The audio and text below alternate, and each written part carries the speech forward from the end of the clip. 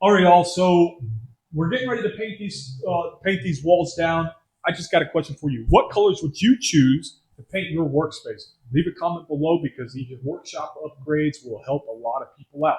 But before we start, I'm going to put you guys on time lapse so you can see me move all this stuff around off the walls. So let's get to it. So here's the plan. I want the space to be as practical as it is good looking. This is where we'll be making all kinds of cool builds, and I want it to look sharp for you guys on camera. But to make it happen, I had to pick the right colors. This wasn't just a random choice. I spent hours figuring out what would make all my gear pop, what would catch the light just right, and what would add the professional vibe. Honestly, I may have spent more time choosing colors than actually painting. And of course, before I could even get started with painting, there was the prep work, which turned out to be a lot more intense than I expected. I had to clear out every last tool, roll of tape, and stray bolt from the shelves. You don't realize how much stuff you've accumulated until you've moved it all. But after a lot of lifting, shoving, and even a bit of... All right, so pretty much we got done with the walls, or excuse me, we pretty much got done pushing everything to the center of the room. And now it's time to clean the walls down and the floor, so that way we could put the painter's tape and planer on the ground or plastic. And the best way to do that is just to use a vacuum cleaner, go over your walls. It's probably the quickest and easiest way. And sweeping. Yes, I had to sweep all the dust first, and then finally vacuum cleaned everything else.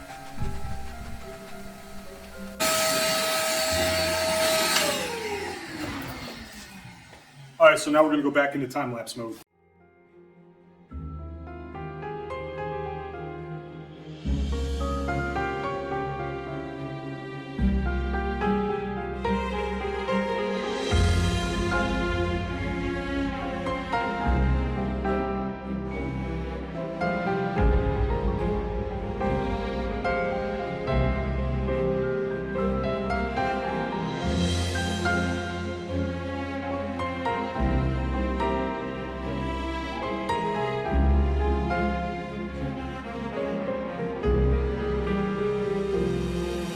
Alright, so next up, after everything is clean, we gotta use a sealant. This is called Tiefgrund in German. In English, it is deep protection, pretty much. You gotta put this on, and it helps out the paint as well. That way it doesn't just soak into the wall. And let's get started on the time lapse, because I know you guys want to watch some more paint.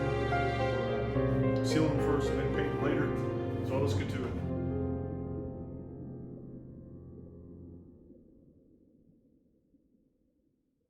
So before I even thought about picking up a paint roller, there was one crucial step I had to take: sealing these concrete walls. Concrete is naturally porous, and without a good sealer, moisture can seep in over time, creating dust and even risking peeling paint.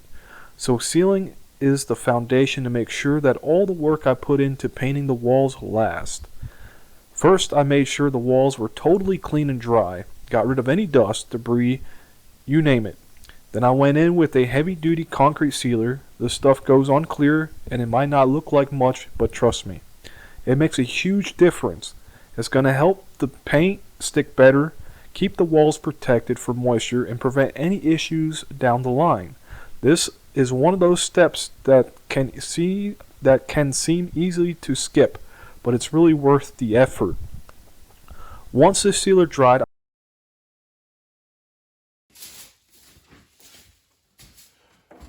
All right, y'all. Today is day 2 of the painting of the workspace here, and the concrete's already been sealed. So now it's time to paint. Here's another time lapse.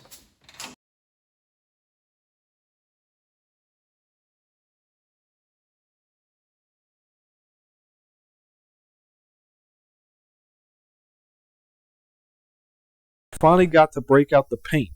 Now with the walls prepped and sealed, I can roll on the first layer of color, knowing it was going to last. The paint isn't just about a fresh look. It's built on a solid foundation, and it's totally going to make this space feel totally new. Alright, here we go. Time to open up the paint cans. Now there's something weirdly satisfying about the first roll of paint. Watching the old walls disappear under this fresh, clean layer feels almost therapeutic. As you can see in the time lapse, I went with a white on top, starting with a coat to make sure it really brightens up things. It's funny how paint can... Alright, also the primary color is up on the wall. Well, not primary, I should say. The trim up top is on the wall. And now we're getting ready to paint the rest of it, so let's get to it. Another time lapse, baby. Totally transform a space, even in the first few minutes.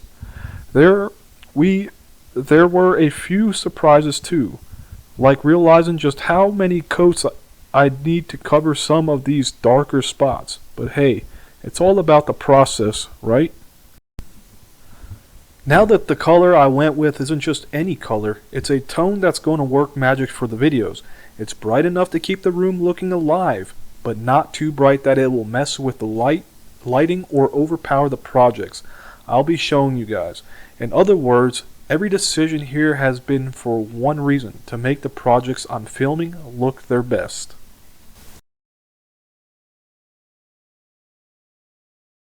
Alright, so the first coat of paint has been put on. Like I said, it's not my choice of color. I definitely would have chosen like a gray blue-ish. But my father-in-law, he wanted something like this, so that's what he gets.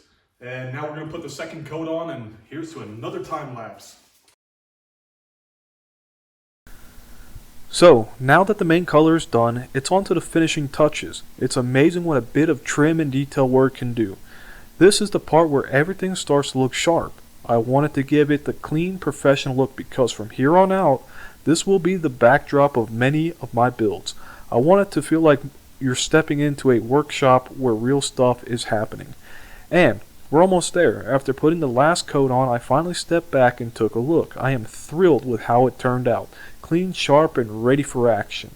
I hope you guys enjoyed watching this transformation. Trust me, it's worth the effort. So stay tuned because next time you're going to see this place in action like never before.